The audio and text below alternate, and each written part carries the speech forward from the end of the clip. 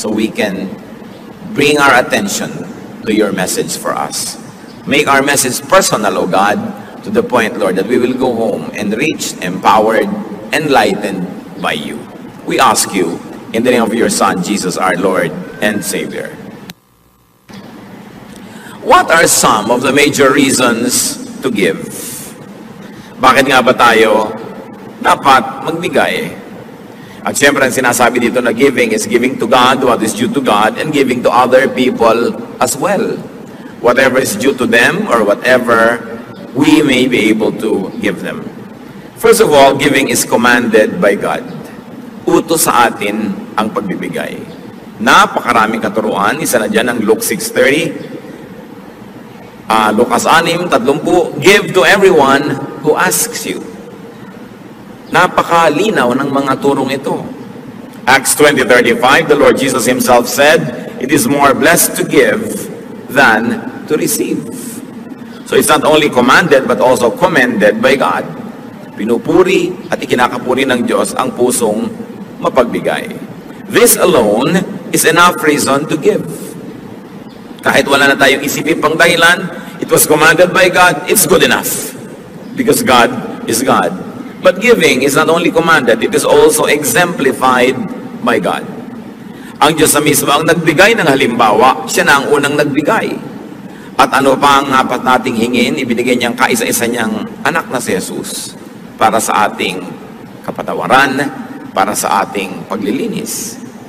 Giving is exemplified by Jesus himself. That he gave his life, he gave his time, he gave his energy to the people. It is also exemplified by all the godly people in the Bible. Ipinakita, binigyan tayo ng halimbawa. Mark 10:45, for even the Son of Man did not come to be served, but to serve, and to give his life as a ransom for many. The giving of Jesus, the giving of God, excuses no one from giving. Kung ang Diyos ang mga sa langit, kung si Jesus nga sa lupa nagbigay, tayo pa kaya na lahat naman ng ating tinatangkili ay natanggap lang naman natin sa Panginoon.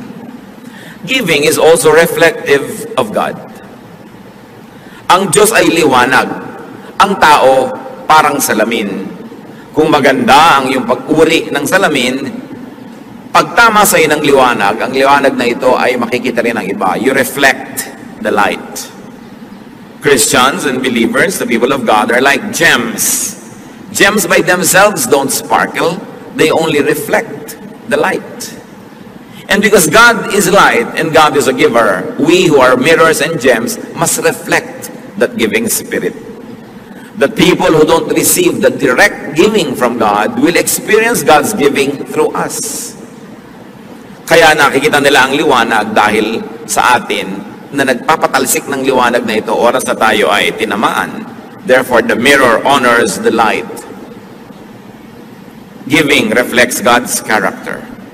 Proverbs 14:31, whoever is kind to the needy honors God. Napupuri ang Diyos. At dapat naman na Diyos ang mapuri. Pag tayo nagbibigay, hindi tayo mismo. Bakit? Sapagkat ang ibinibigay naman natin ay natanggap din natin mula sa Diyos. Hindi naman tayo pinagmumulan. Taga-abot lang tayo. At sa pag-aabot natin, tayo man ay nakikinabang at maraming naibibigay din sa atin ng Panginoon, kaya napupuri siya at dapat lang na siya ang mapuri. 2 Corinthians 9:13, because of the service by which you have proved yourselves, men will praise God for the obedience that accompanies your confession of the gospel of Christ, and for your generosity in sharing with them and with everyone else. Kaya napakainam nung palabigay tayo, napupuri ang Diyos.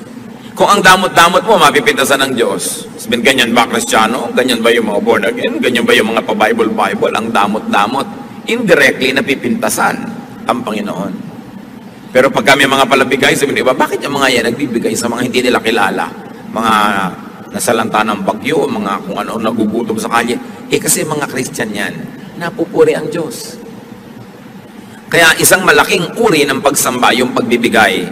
Di ba sa pagsamba, ang isa niyan, major component, praise.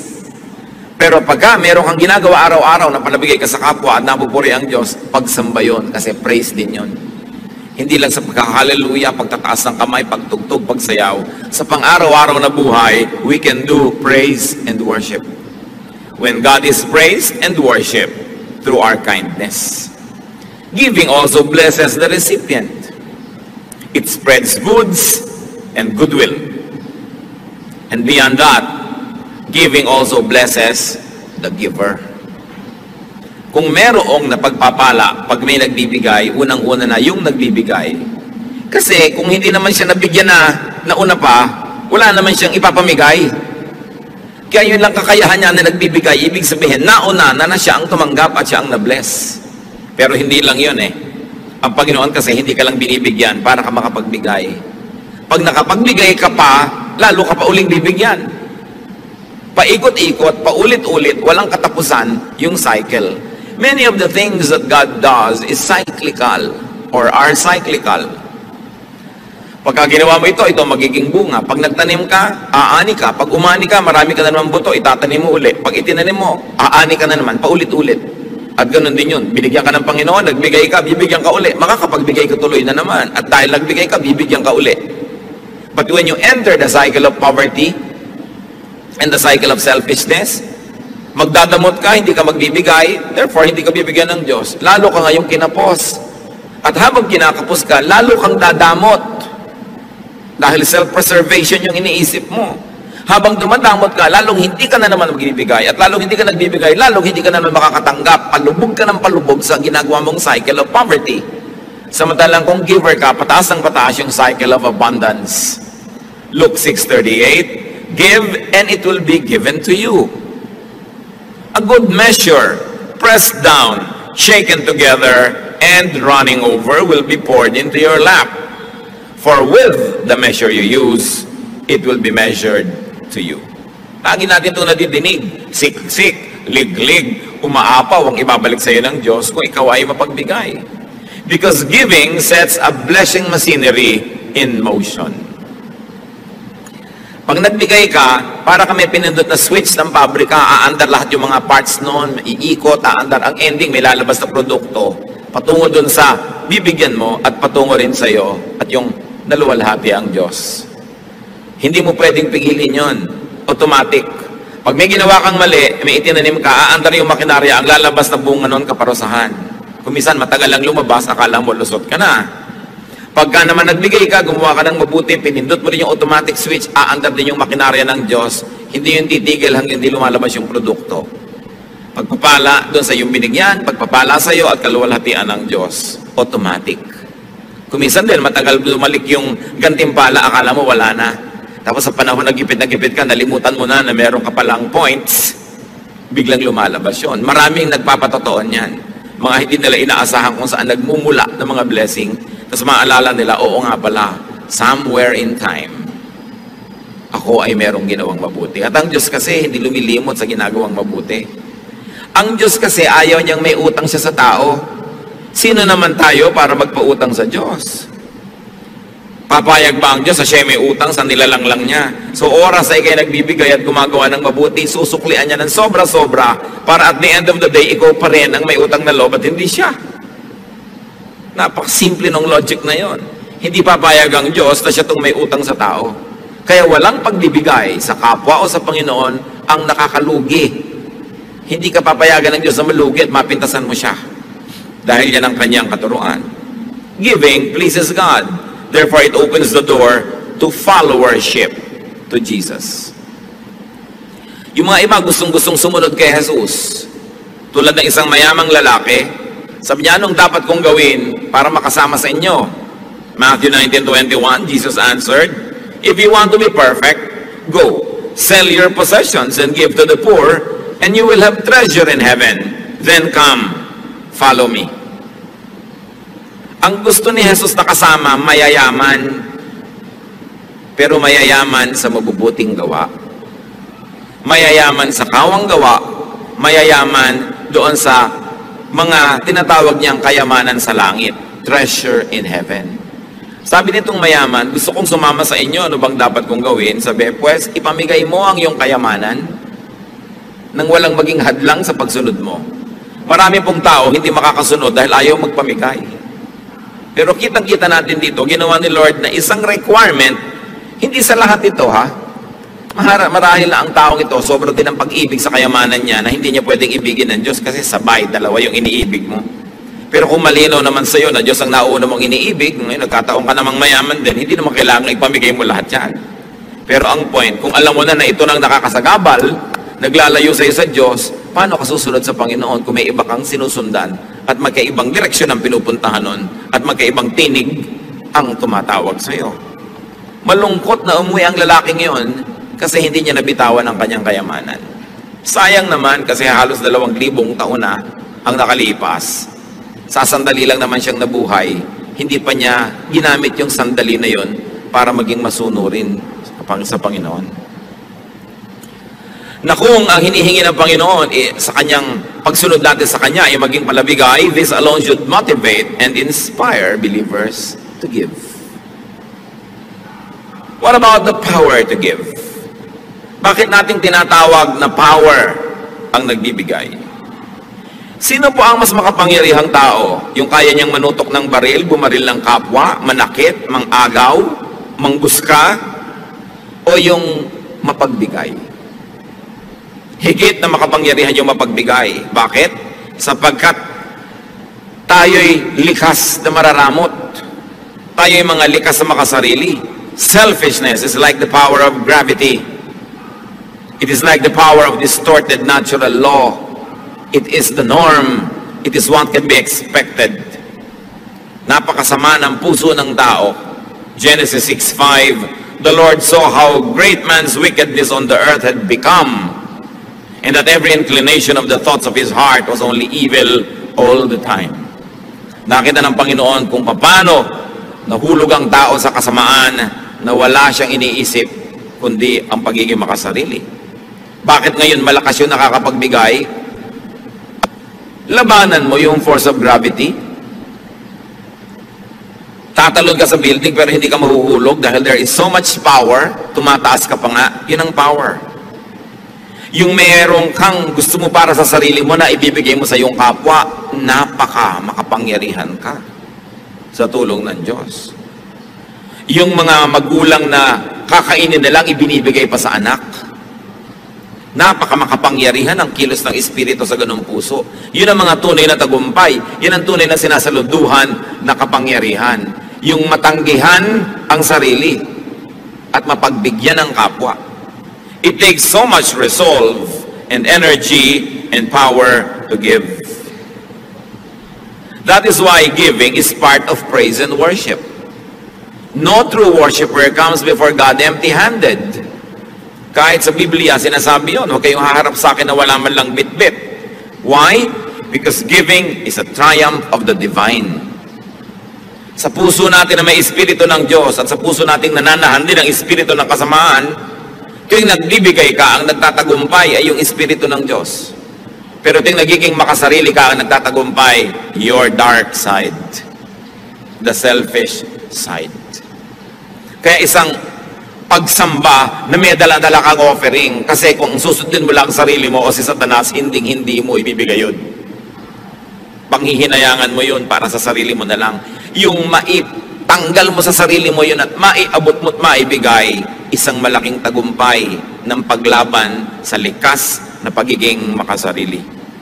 Pag nakikita ko po kung paano tayo nagsusuporta sa ating mga gawain, ano mga mission natin, ano mga project, talagang hindi ko mo mapigil ang sarili kong purihin ng Diyos. Because for every person that gives, there is a triumphant spirit. And for every person, of course, that withholds, it is so saddening, not only because there is no offering, but more importantly, dahil yung tao na yon natalo ng kanyang pagiging makasarili. Natalo ng udyok ng pagiging makasarili. Now, how can we be empowered to give? To obey and to praise God? How can we be empowered to give and be good to others? First, need and want less. Para tayo makapagbigay at magkaroon ng ganong kapangyarihan, bawasan ang mga listahan ng pangangailangan at mga hinahabol-habol at mga gusto. Habang dumadami ang gusto natin na maging atin, makamkam, masarili, matamasa, andun lang yon, isa lang ang size ng puso natin. Pag maraming space doon, pinuno natin ang mga needs and wants and desires, lumiliit yung espasyo na natitira sa pagiging mapagbigay. Kaya ang una natin dapat ginagawa upang lumaki ang kapangyarihan natin magbigay, paliitin ang ating mga pagnanasa. Hindi pwedeng sabay na pinapalakihan dahil sila ay magkokompetisyon para sa espasyo. And it takes realization and genuine enlightenment. It takes reflection and a decision to win and be a giver. Laging nagtatalo ang sarili. Sayang naman ito, papakinabangan ko ito, may magagawa pa ako dito. Ecclesiastes 5:10, whoever loves money never has money enough. Whoever loves wealth is never satisfied with his income. Pagka umiibig ka sa salapi, kahit gaano karami ang dumating sa iyo, kulang. Kaya makikita ng iba, wow, buti na lang umaasenso ang buhay mo. Kulang pa nga eh, marami pa akong needs. Nakakatamad madinig. Pero pag sabi mo, wow, may bago kayo palang mga gamit, bine-bless ka lang, oo nga, praise God. Napakasarap pakinggan. Yung iba naman kasi daing ng daing dahil baka mautangan. Kahit ang dami-dami na, wala nga. At may mga kilala po tayo mga kapatid, mag-ingat-ingat kayo sa kasasabi nyo ng wala. Kasasabi ng wala, na wala nga. Because there is power in our spoken word. Yung meron ka na, daing ka pa ng daing, nawawala. Samantalang kahit konti, yung parang ang sarap-sarap mong magsalita na, wow, ang yaman-yaman natin, kahit konti, hindi sa pagyayabang, kundi sa pag-appreciate sa Diyos, dumadami. Subukan nyo. Sinabi nga ng Diyos, let there be light, nagka-light. So pag sinabi mo, ang bata, ang galing-galing yan, gumagaling. Pero pag sinabi, ang bata yan, walang kwenta, lagi niya nadidinig, nagiging walang kwenta siya. May kapangyarihan kasi atin salita. Kaya huwag tayong daing ng daing. Lagi nilang gusto kaawaan, lagi nilang gusto makadilehensya. Kaya tuloy ang nangyayari, lalo naghihirap. Yung mga paladaing, nakaka-asenso ba yun? Pahirap din ang pahirap. Wala din namang natutupad dun sa kanilang mga pagsasalitang yan eh. Pero yung palabigay, sabi sa Proverbs 28:27, he who gives to the poor will lack nothing. The Lord will either give you great rewards or the Lord will give you the great spirit of contentment. Therefore, you lack nothing. Paano ba nagiging mayaman ang tao? Una, kung dumami ang sobra-sobra niyang pera, o kung kontento siya sa konti niya, daig pa niya mayaman. Yung marunong makontento sa konti, daig niya yung marami, pero hindi kontento. Sino ang mahirap? Yung kahit ang dami-dami na naghahangad pa ng mas marami, pobre yun, maralita. Kaya kailangan nakikita natin kung ano ang ginagawa ng Espiritu ng Diyos sa puso ng tao. Pinapayaman tayo. Kung hindi man tayo buhusan ng kutak-kutak na material na mga pagpapala, nagkakaroon tayo ng espiritong marunong matuwa, maging sa konti. Mayaman ka rin ang feeling mo nun. Either you are rich or you're feeling rich. Sino bang mas masaya sa dalawa? Di ba yung feeling rich? Kahit na hindi naman talaga, pero you feel rich. Nakikita nyo yung mga tindera sa palengking nagpapapedicure pa habang nakaupo sa isang sakong kamote. Feeling rich! 30 pesos lang yung pedicure niya, pero donyang-donya siya. May mga bulak pa sa pagitan ng mga daliri, no? Talagang akala mo, napakasaya.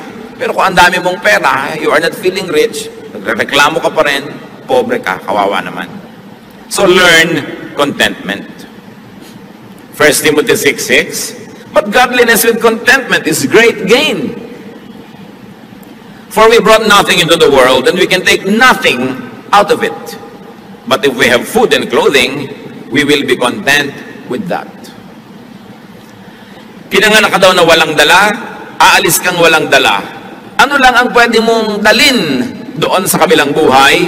Yung naideposito mo habang nabubuhay ka dito sa bangko ng paggawa ng mabuti. Yung mga gumagawa ng mabuti, palabigay, nagde-deposit ang withdrawal sa langit. Hindi mo pwedeng dalhin, pero pwede mong i-deposit habang nandito ka, doon na lang ang withdrawal. Pero yung dala-dala mong lahat na matay ka, wala kang madadala. Kasi sinasabi ni Lord, gather for yourselves treasures in heaven, na hindi kayo mananakawan at hindi uuurin o kakalawangin ang inyong mga kayamanan. Sabi ganun, kailangan ganun. Marunong ka magdeposito doon, marunong ka mag-impok doon sa eternal bank na napaka-importante. How else are we empowered to give? Natural, produce more. Anong ipapamigay mo kung wala ka namang sobra? Meron din naman, kahit kulang, nakakapagbigay pa rin tayo, pero iba na kung sobra-sobra. Ephesians 4:28, he who has been stealing must steal no longer, but must work, doing something useful with his own hands, that he may have something to share with those in need. Sabi, yung dati sa inyong mga tamad, walang ginawa kundi magnakaw lang o manghingi, magdilhensya, tigilan nyo yan, magtrabaho kayo, paasensuhin yung ginagawa nyo, at nasa ganon, kumita kayo hindi lang ng kailangan nyo, kundi ng higit pa ron, at nang may sobra kayong maipamigay. Yan pala ang magandang ambisyon ng gustong yumaman, para maraming maipamigay. Hindi lang para maraming sarilinin at kamkamin. One of the nicest pleasures in life is to give. Napakasarap nun. At napakasarap na ipagmahal, ipakisama ang pagbibigay. Kaya dapat nating ambisyon na kumita, magtrabaho, maging mabunga para maraming pwedeng ipamigay. Produce surplus for giveaway. And God gives surplus precisely for that reason, so that we can give away. Kung binibigyan kayo ng Diyos ng higit sa inyong pang-araw-araw na pangangailangan, may assignment kayo magbigay. Siyempre, God is God of mathematics, God is God of equation, and God is God of proportion. Alam nga naman nagkamali siya. Binibigyan kayo ng sobra. Nakita nyo noon, nang sila Moses ay nandoon sa disyerto, wala silang makain, umuulan ng mana from heaven. At ang utos ng Diyos, ang kolektahin nyo lang yung kakailangan ninyo sa araw na to. Yung iba sigurista, kumolekta ng pangbukas, inuod yung sobra. Sabi ng Diyos, ba't kayo kumukuha ng sobra? Hindi ba kayo nananalig na bukas nandun uli ako? At bukas magbibigay uli ako? Yung sobra nyo yung pag-iimpok, isang pagpapatunay na hindi kayo nananalig sa aking pangakong bibigyan ko kayo araw-araw. Kaya nabulok. Ngayon, kung binibigyan ka ng sobra, anong dahilan? Para ka makapagbigay. Hindi para maging makasarili ka lamang. Pag naman, hindi man masamang may iniimpok-impok ka, lalo gusto mong mamuhunan, gusto mong may gawin na ganot ganyan, pero hindi lang para sa sarili. Bawat tumatanggap ng sobra, may assignment from God. Luke 12:48, for everyone who has been given much, much will be demanded. And from the one who has been entrusted with much, much more will be asked. Malinaw. Ang binibigyan ng sobra, paghahanapan ng Diyos nung sobrang yun. Kung ano ang kanyang ginawa. Mas mataas ang expectation ng Panginoon sa kanyang mas pinagpapala. Kaya yung pagpapalang tinatanggap natin sa Panginoon is a form of responsibility. It is God's trust. Trust fund niya yun. Hindi sa atin lahat. Bagamat salamat, meron tayong parte doon. Kaya nga sa atin inaabot para rin tayo magkaroon. Pero hindi lahat para sa atin. How else can we be empowered to give, to be acquainted with, and to know suffering from unmet needs? Pag sobrang maluwag ang inyong buhay, kailangan reacquaint yourself with suffering. Don't fail na makipagkwentuhan sa inyong mga labandera, sa mga tindera, mga manikurista, mga mekaniko, mga taxi driver, mga taong nagsisikap, mga isang kahig, isang tuka, mga taong dalawang kahig, kalahating tuka. Kulang na kulang ang kinikita.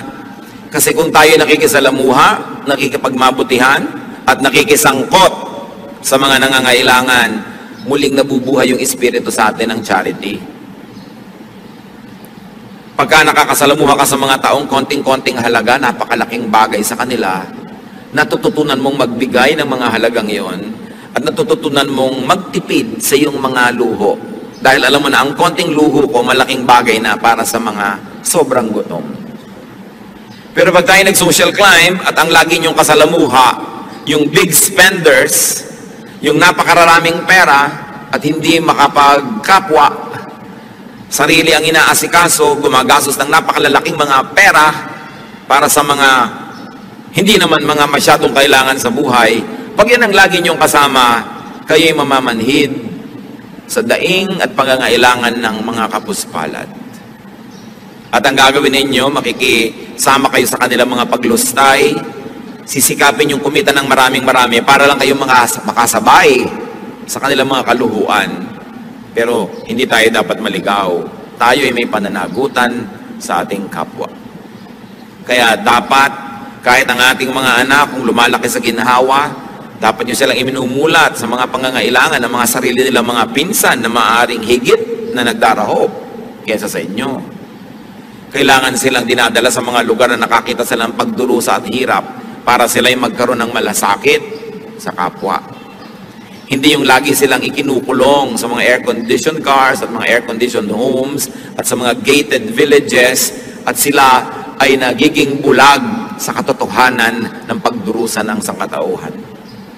Dapat lagi tayong nagre-reacquaint. Katulad ng Panginoong Yesus, ang anak ng Diyos ay bumaba mula sa ginhawa at luwalhati ng langit para makisalamuha sa mga tao, para maranasan niya ang hirap ng mga tao. At nang sa ganon, hindi lang niya nauunawa sa isip, alam niya sa gawa kung paano makipaglaban sa kasalanan at kahirapan. At dahil ang anak ng Diyos ay nabuhay bilang tao, at dumanas ang lahat ng uri ng tukso, na salamat na lang at kanya na pagtagumpayan, ano ang naging bunga? Naging mapagtanggap si Jesus sa mga makasalanan, mapagpatawad, maibigin, mapagbigay, mapagpagaling, sapagkat naramdaman niya ang lahat ng hirap. Siya man, ipinanganak doon lang sa pakainan ng hayop, sa kahon na nilalagyan lang ng pagkain ng hayop, sa sabsaban. Siya man ay ipinanganak sa bahay ng hayop, hindi sa bahay ng tao. Siya man ay nabuhay sa isang pamilyang ubod ng hirap, sa isang makalumang bayan, sa isang kawawang nasyon na Israel na inaapi ng mayamang Roma. Alam ni Jesus ang pagdurusa, kaya marunong siya magbigay. Kaya ang ating mga kapwa na nanggaling sa hirap, tapos yumaman, dapat lumingon. Hindi yung tatalikuran mo na ng todo ang yung paghihirap at ang mga kilala mong mahihirap at pipilitin mo na ngayong makibarkada na lang sa mga mayayamang tulad mo rin naman ay galing din sa pusali at pare-pareho kayo nagpapanggap at nagbubulag-bulagan sa mga pangangailangan ng iba.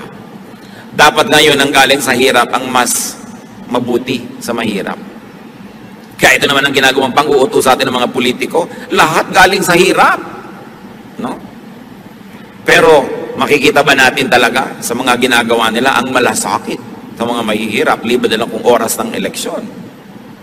Pero ang totoo nun, meron silang pinefake. Kasi ang katotohanan, pag galing ka sa mahirap, you're qualified and you're empowered.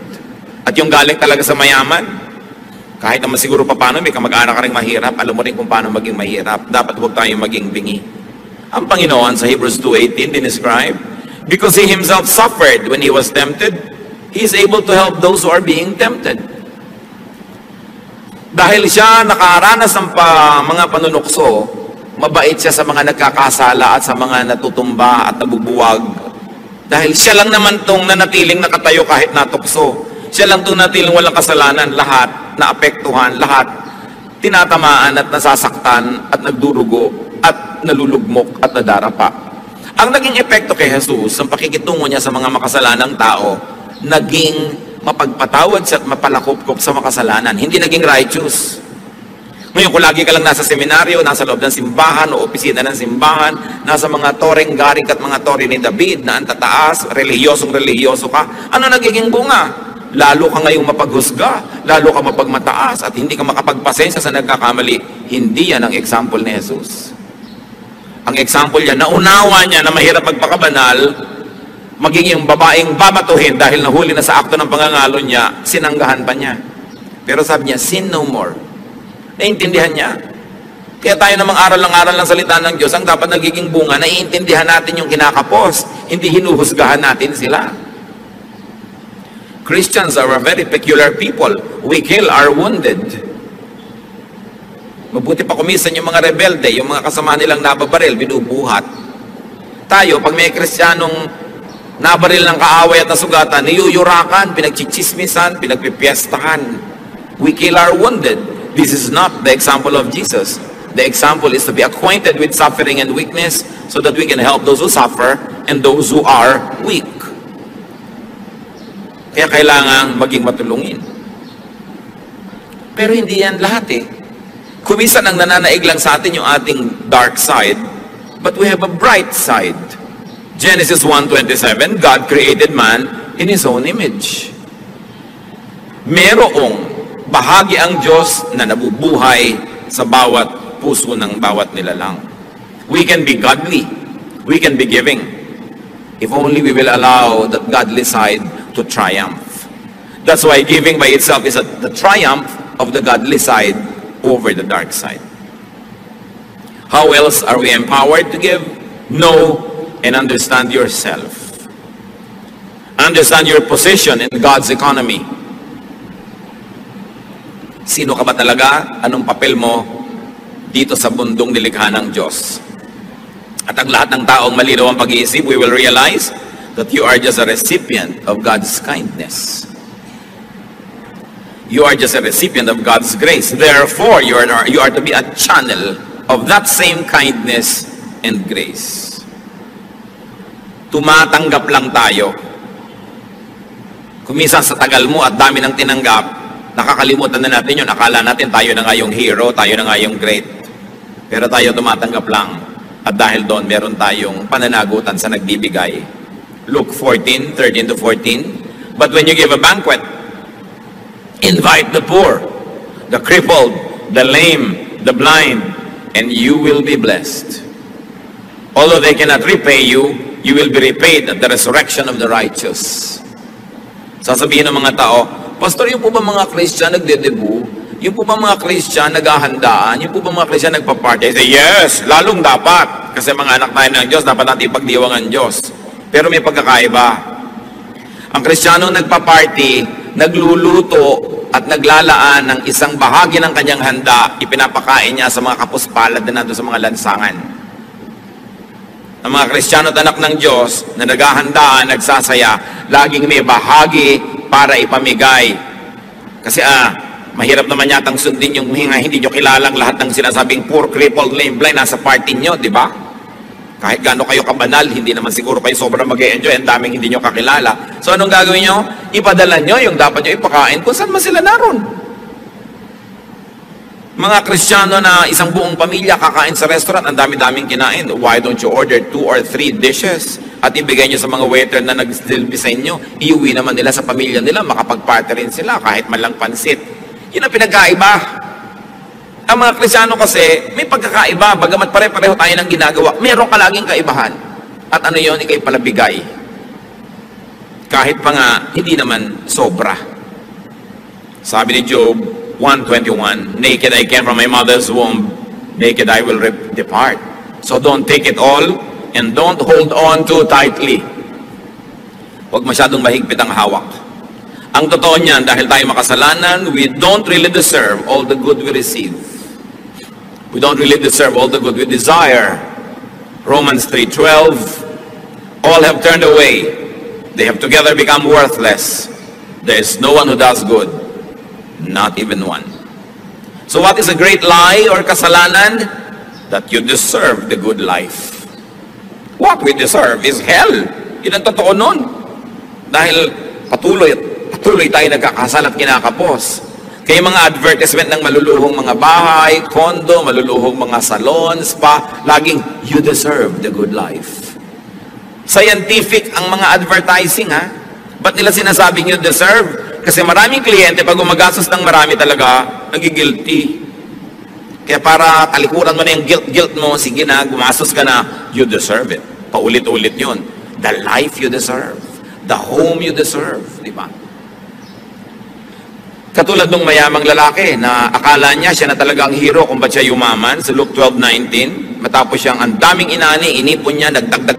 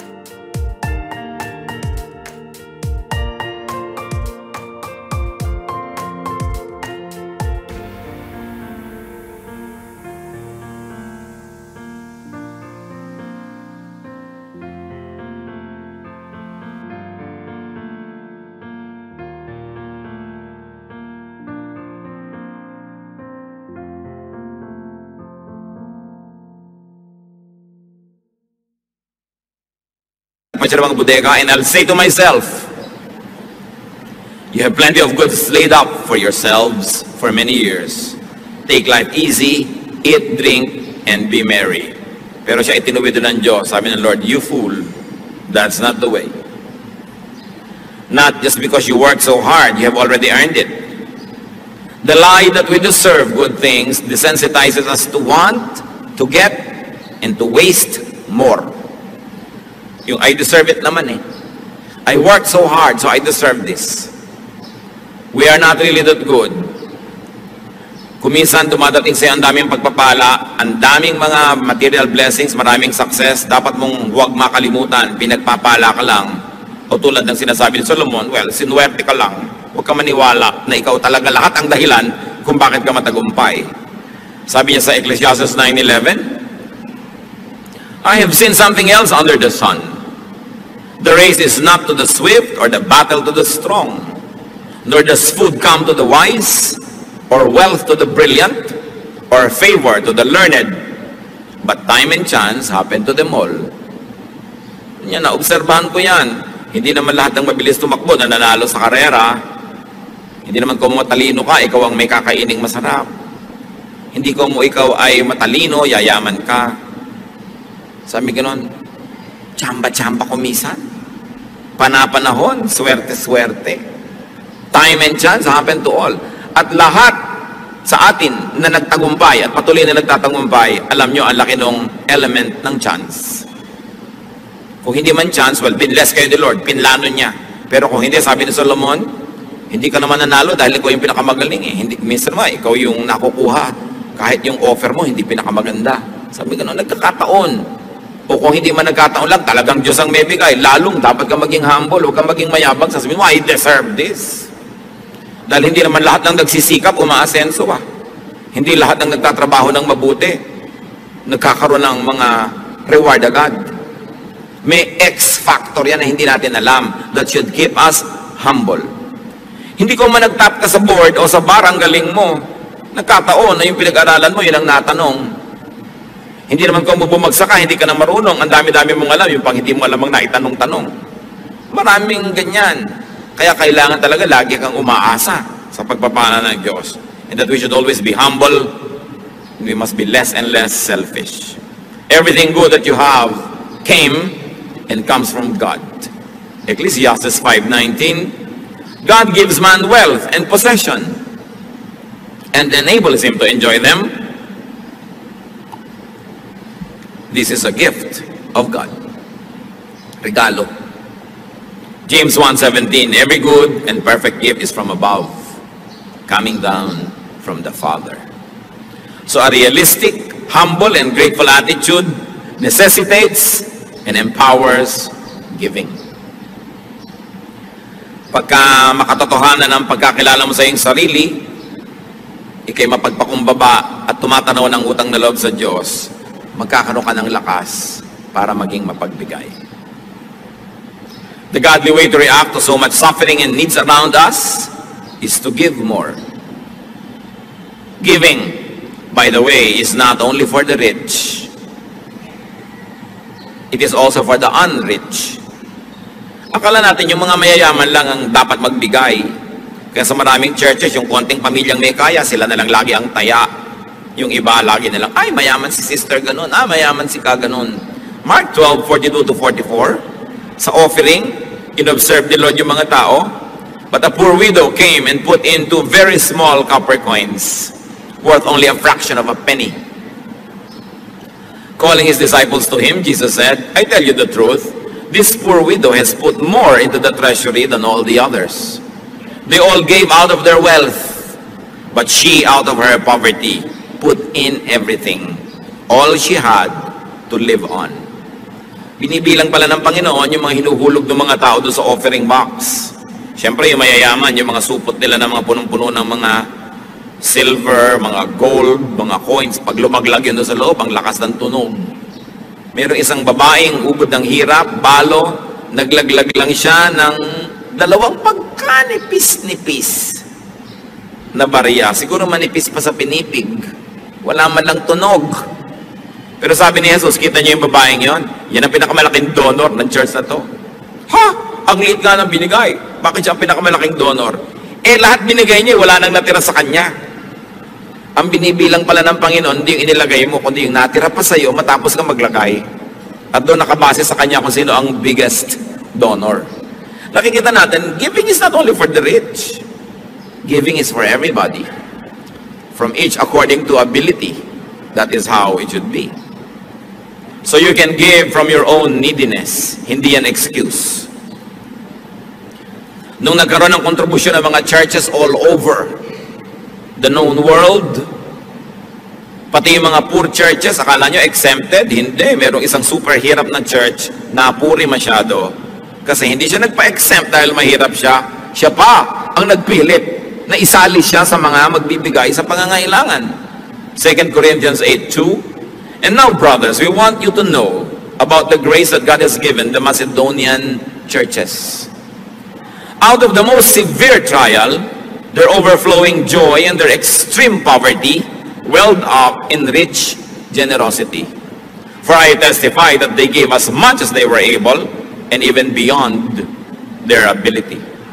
Sabi ni Paul, alam nyo yung mga churches sa Macedonia, sa kabila ng kanilang sobrang mga kagipitan, lalo namang nag-umapaw ang kanilang pagiging mapagbigay. Sa tingin ko, pinakamayaman sila sapagkat sa kabila ng yon, lampas pa sa kaya nila, ginawa nila. And up to now, we are talking about these Macedonian churches.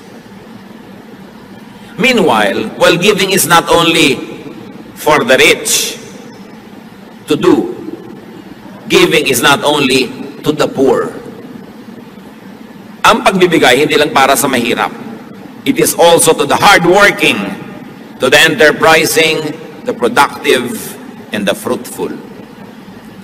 Lagi nating nire-reward ang poverty. Every politician likes to give to the poor. Kanino nila kukunin yung ibibigay nila to the poor? Di from the middle class. Ang bigat naman ng bayan na ito, pasan-pasan ng napakakonting middle class dahil sobrang mayayaman, yun nga ang mga lumulusob sa mga bangko ng gobyerno at kumuutang ng mga pera ng bayan. Yung mayayaman nga ang napakagagaling magpalusot sa pagbabayad ng buwis. Yung maliliit nga manggagawa, kinikita pa lang buwan-buwan, binabawas na ang kanilang taxes, withheld. Yung mayayaman, at the end of the year pa yan sisingilin, ang gagaling ng mga abogado, yan ang nagpapalusot pa, samantalang sila itong umuutang at namumuhunan galing sa pera ng bayan. Kasi sila itong may mga koneksyon. Anak nila ang mga congressman, pinsan nila ang mga senator, sila ang lumulusob sa kayamanan ng bayan at gumagamit ito. Pero sila ang number 1 tax evaders. Daig nila ang mahihirap sa tax evasion. Promise. Kaya nga ang yayaman diba? Pero, kaya tayo naman laging, give to the poor, give to the poor. You give to the poor, yes, but don't forget to give to the deserving. Ang gobyerno, lagi ang policy, bigyan ng mahihirap. Anong ibinibigay sa middle class na nagsisikap magtrabaho? Anong ibinibigay sa mga taxpayers? Nasaan ang mga pinupuntahan ng mga buwis na ibinabayad ng taxpayer? May konti kang lupa, nagbabayad ka ng realty tax, at kung ano-ano, titirhan ng squatter, ibibigay sa squatter yung lote mo, ikaw pa magbabayad para siya umalis. This is unjust. You don't give only to the poor, you give to those who work hard. You reward good labor. So, ang policy ng Panginoon, hindi yung always give to the poor, pero tamad. Alam nyo yung may binigyan yung Diyos na binigay sa example ng isang parable, pinuhunan na ng 10, pinuhunan ng 5, at saka 1. Yung 10, pagbalik nung nagbigay ng puhunan, naging 20. Sabi ba, sa'yo na yan, ang galing mo. Yung 5, naging 10, napatubo, ang galing mo. Yung 1, walang kinita. Sabi yung 1 mo, babawiin ko sa'yo, ibibigay ko doon sa may 20. Yun ang policy ng Panginoon. Reward those who work hard. Matthew 25:20, for everyone who has will be given more, and he will have an abundance. Whoever does not have, even what he has will be taken from him. Si Jesus ang nagsasabi niyan. Huwag kayo nag-iisip ng mga wrong-headed charity, bigay lang ng bigay, parang naglalagay kayo ng tubig sa mga butas na balde, wala rin nangyayari. Sabi yung nakakapagparami ng puhunan, yun ang gantimpalaan at bigyan ng marami pa dahil may nagagawa siyang mainam. Sa mga kamag-anak nyo, yung hingi lang ng hingi, wala namang ginagawa. Huwag niyong pagbibigyan yan. Hindi naman nagtatrabaho, panay panghingi ng pang-load. Wala na ng trabaho, ang arte-arte pa ng cellphone, may folding bed sa loob. Pag hindi sila productive, sayang ang pera binibigay nyo. Pag nakakita kayo ng kamag-anak nyo na, uy, binigay mo ng konting pera, bumili ng kawali at saging na saba, nagtinda ng banana Q, yun ang pagbibigyan nyo dahil dadami binibigay nyo doon. Pero yung konting bibigay mo, magmamall agad, magpa-party na, ano mangyayari?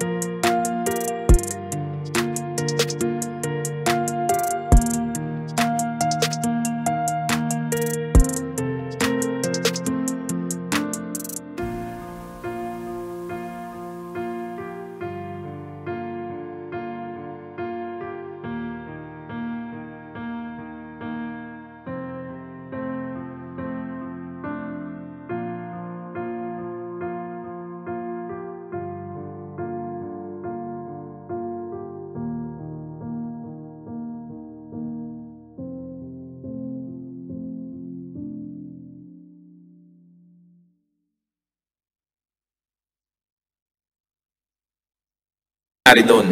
Ulitin natin ang Matthew 25:20, galing sa bibig ng Panginoon ito. Dibdibin nyo to.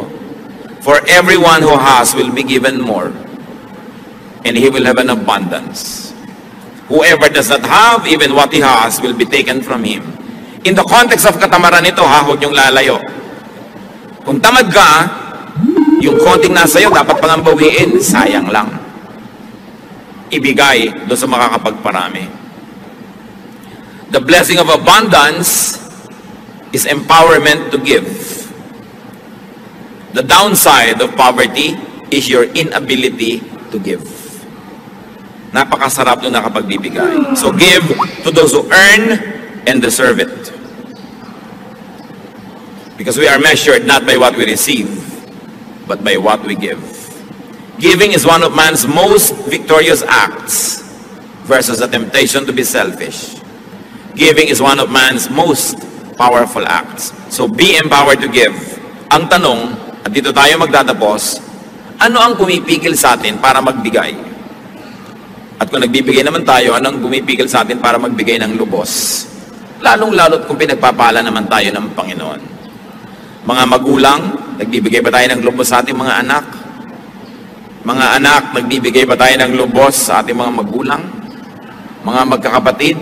Mga employers, nagbibigay ba kayo ng tama, lubos sa inyong mga empleyado? Mga empleyado, nagbibigay ba kayo ng tama sa inyong mga amo? Na kayo'y matapat, nagtatrabaho ng mahusay?